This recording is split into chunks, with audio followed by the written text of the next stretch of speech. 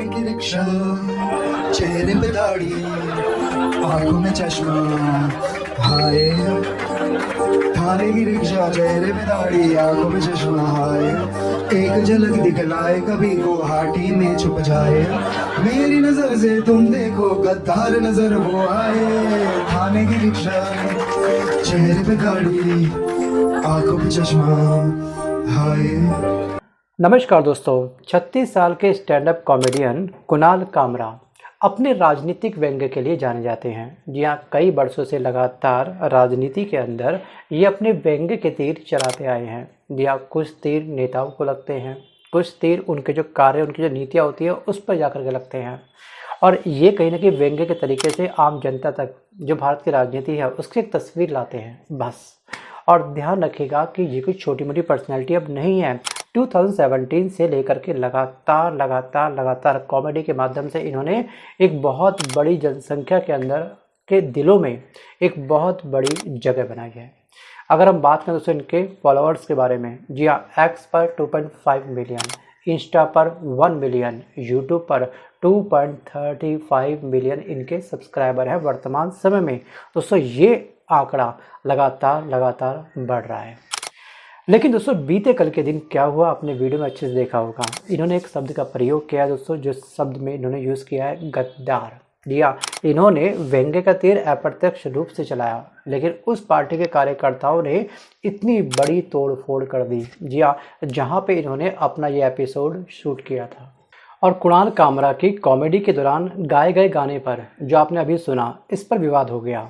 कामरा ने इस गीत से महाराष्ट्र के डिप्टी सीएम और शिवसेना के जो प्रमुख है एकनाथ शिंदे पर, जी हाँ, तंज कसा, अपनी कॉमेडी के माध्यम से एक तंज कसा और कथित तौर पर उन्हें गद्दार बताया। और इससे खफा शिवसेना के कार्यकर्ताओं ने क्या करा, वो अपने वीडियो में अच्छे से देखा होगा। जी हाँ, होटल में बने हुए स्टूडियो में तोड़ फोड़ कर दी, कोई डर नहीं कानून का। जहाँ पर यहाँ पर इन्होंने कॉमेडी शूट करी थी उस स्थान का स्टूडियो को धराशायी कर दिया।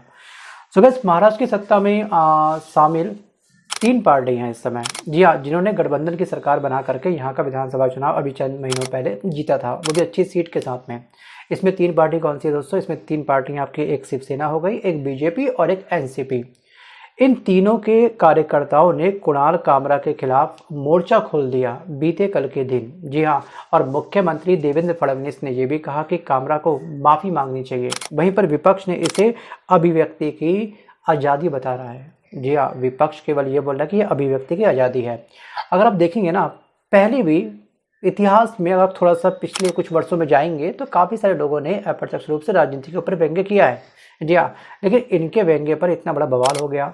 एक तरफ वो है बियर बाइसेप्स, जी हाँ, जिनको कंटेंट क्रिएटर अवार्ड मिलता है हमारे प्रधानमंत्री मोदी जी के द्वारा। और सोचिए उनकी थॉट कितनी गंदी थी। उन्होंने अपने ही शो में, एक शो था उनका, लेटेंट शो था, ठीक है, इंडिया गॉट लेटेंट के नाम से। वहाँ पर क्या बोलते हैं वो लोग, सोचिए। ऐसे लोग हमारा भविष्य बनाएंगे देश का, ऐसे युवा भविष्य बनाएंगे हमारे देश का। सो गाइस, ये जो स्टैंड अप कॉमेडियन होते हैं ना, जो फिलहाल कुणाल कामरा है, इनकी वो जो नॉलेज है राजनीति को लेकर के, अप्रत्यक्ष रूप से जो व्यंग्य बनाते हैं, तो कहीं ना कहीं उसमें थोड़ी बहुत सच्चाई भी होती है। जी हाँ, वो हमारी राजनीति की सच्ची तस्वीर को आम जनता के सामने कॉमेडी के माध्यम से लाने का प्रयास करते हैं। कभी आप इनका वीडियो देख लीजिएगा यूट्यूब पर जाकर के, शायद आपने देखा भी होगा। क्या सच में दोस्तों ये हमारी अभिव्यक्ति की आज़ादी का हनन हो रहा है, जो बीते कल के दिन इनके ऊपर एक्शन लिया गया है, या फिर इनके ऊपर भी, जी हाँ, नकेल कसनी चाहिए? आपको क्या लगता है? वीडियो को पॉज करके आप मुझे कमेंट जरूर करिएगा। सो गाइस, यहाँ पर कामरा ने, जी हाँ, यहाँ पर वीडियो 2 फरवरी को शूट किया था। सोचिए, इसमें दिल तो पागल है कि धुन पर महाराष्ट्र के डिप्टी सीएम एकनाथ शिंदे पर कथित तौर पर तंज कसा, जो रविवार को सामने आया। कि दोस्तों ये जो वीडियो 2 फरवरी को शूट हुआ था, उसमें एडिटिंग बहुत लंबे समय तक चल रही थी। और इस टाइप की जो वीडियो शूट होती है उसमें एडिटिंग में बहुत टाइम लगता है, सच कहूँ तो। और इसमें बहुत बड़ी मेहनत, जी हाँ, जो कंटेंट क्रिएटर हैं, जो स्टैंड अप कॉमेडी कर रहे हैं, जो स्क्रिप्ट को याद करते हैं कब कैसे बोलना है, इसके पीछे इनके बहुत बड़ी मेहनत छुपी होती है।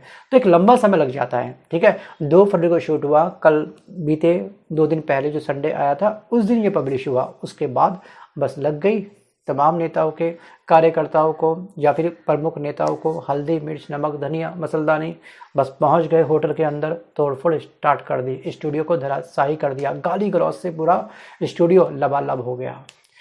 सो गैस इसके बाद शिवसेना के कार्यकर्ता भड़के, ऐसा भड़के बस कहने ही क्या, सड़कों पर उतर आए इनके खिलाफ। और पुलिस ने सोमवार सुबह 2 एफआईआर दर्ज करी है। पहली कुणाल कामरा पर सिंधे के अपमान की, और जो दूसरी एफआईआर हुई है वो ये स्टूडियो में तोड़फोड़ की। अब इसके अंतर क्या हुआ कि 40 शिवसेना कार्यकर्ताओं पर और एक शिवसेना नेता है राहुल कनाल सहित 12 कार्यकर्ताओं को गिरफ्तार कर लिया गया था पुलिस के द्वारा। सोचिए कितना फास्ट एक्शन लिया गया, लेकिन कुछ ही घंटों में इन्हें जमानत मिल गई। और पुलिस का ये दावा है कि कामरा अभी पौंडुचेरी में हैं, उन्हें नोटिस जारी करेंगे। और मीडिया में कुणाल कामरा ने कहा, मैं माफ़ी नहीं मांगूंगा, अगर कोर्ट बोलेगा तो मैं ऐसा कर सकता हूँ, लेकिन किसी के दबाव में आकर के, खासतौर पे कार्यकर्ताओं के दबाव में आकर के, फिर नेता के दबाव में आकर के मैं माफ़ी नहीं मांगूंगा। और यहाँ पे आगे इन्होंने ये भी कहा कि मैंने वही बात दोहराई है जो महाराष्ट्र के डिप्टी सीएम कई बार कह चुके हैं, पुलिस और अदालतों के साथ में सहयोग के लिए मैं तैयार हूँ, लेकिन क्या हमारा कानून उन लोगों के खिलाफ भी बिल्कुल इक्वल रूप से लागू होगा जिन्होंने जोक से आहत होने पर होटल के अंदर इस तरीके से तोड़फोड़ करी है, या फिर इसको अपना एक उचित जवाब माना है। सो गैस सच कहूँ तो इनकी इस बात पे काफ़ी दम भी है। देखिए किस तरह से कुछ घंटों में उनको मिल गई जमानत, सब बाहर आ गए। सो गैस ये तमाम जितने भी कवि होते हैं, ठीक है, जब मंच पे अपनी कविता पढ़ते हैं, या फिर जितने भी कॉमेडियन होते हैं, ठीक है, उसमें से कुछ कॉमेडियन ऐसे हैं जो सच में काफ़ी दिल से तरीके से आम जनता के सामने सच्चाई लेकर के आ रहे हैं भारत की राजनीति की। ये बात किस पे करते हैं? ये बात करते हैं महंगाई के बारे में, ये बात करते हैं बेरोजगारी के बारे में। मैक्सिमम जो कॉमेडियन हैं, ठीक है, उसमें से कुछ कॉमेडियन ऐसे जो सच में तरीके से महिलाओं के ऊपर जो अत्याचार है या फिर जो स्कैम होता है, उस पर बात करते हैं अपनी कॉमेडी के माध्यम से।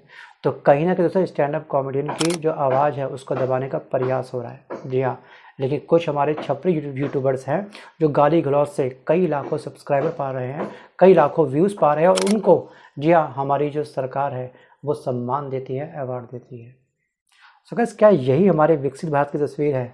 क्या आने वाले समय में इस तरह का यूथ ही हमारा जो भारत होगा उसके भविष्य को उज्जवल बनाएगा? Think about it. So guys एक चीज़ और, जो महंगाई है ना, महंगाई केवल सांसदों के लिए बढ़ी है, आम इंसान के लिए नहीं। ध्यान रखिएगा, जो आप बोलते हैं ना कि महंगाई महंगाई महंगाई, ये महंगा वो महंगा, कोई महंगा नहीं, कुछ महंगा नहीं हुआ, ये हमारी गलतफहमी है बस, और कुछ नहीं। सो गाइस हमको महंगाई का रोना अब बंद करना होगा, क्योंकि सैलरी पर, आम इंसान की ग्रोथ पर सरकार का बहुत ही कम ध्यान जा रहा है। केवल अभी फोकस है उनका अपने सांसदों के ऊपर। अभी जो हमारे सांसद हैं उनकी सैलरी में 24% का इजाफा हुआ है। महंगाई इजाफा हुआ है। इनकी सैलरी पहले 1 लाख थी, अब इनकी सैलरी मंथली 1,24,000 हो चुकी है। गरीब और गरीब बनता जा रहा है, अमीर और अमीर बनता जा रहा है, वो आपको अच्छे से पता होगा। तो जो पूर्व सांसद है, पूर्व सांसदों की मासिक पेंशन 25,000 से बढ़कर के 31,000 रुपये कर दी गई है, और 5 साल से अधिक सेवा करने वाले पूर्व सांसदों को हर अतिरिक्त वर्ष के लिए 2,000 रुपये से लेकर बजाय अब 2,500 रुपये प्रति माह की अतिरिक्त पेंशन मिलेगी। सो गाइस ये है हमारा विकसित भारत, और ये है हमारा अमृतकाल। एंजॉय महंगाई, एंजॉय बेरोजगारी, एंजॉय महिलाओं के ऊपर अत्याचार। जी हाँ, अभी कुछ समय पहले आपको याद था ना क्या हुआ था? जी हाँ, एक जज ने क्या बोला था, क्या स्टेटमेंट दी थी कि नाबालिग लड़की के प्राइवेट पार्ट को छूना, दबाना, या फिर ठीक है उसके पजामे की नाड़ी को ब्रेक करना, ये दुष्कर्म में नहीं आएगा, ये दुष्कर्म से पहले की तैयारी है। अब हमको जज डेफिनेशन समझा रहे हैं कि आखिरकार दुष्कर्म की तैयारी और उसका अंजाम में क्या डिफरेंस है। सोचिए, ये चल रहा है। अभी कुछ समय पहले जी हाँ, जज दिल्ली के कोर्ट के यशवंत कैसे पकड़े गए, उनके घर के जो आग लगी थी। तो ये सब ना, ये जो कॉमेडियन होते हैं एक्चुअली इस तरह के सिनेरियो को सामने अपने स्क्रिप्ट में अच्छे से प्रेजेंट करते हैं हम सबके सामने, तभी हम लोग शायद जान पाते हैं कि ऐसा कुछ वहाँ पे कुछ हुआ था। वरना जो प्रिंट मीडिया है या फिर जो गोदी मीडिया है वो इस तरह की न्यूज़ हम तक नहीं पहुँचाती है, ये हमको समझना होगा। बाकी दोस्तों आप आज़ाद हैं, कमेंट बॉक्स ओपन है, जितना गरियाना है हमको आप गरिया सकते हैं। अगर आप मेरी बात से सहमत हैं तो तरीके से, ठीक है, तो आप मुझे कमेंट कर सकते हैं। सो बस मिलता हूँ जल्द नए वीडियो के साथ, तब तक के लिए धन्यवाद।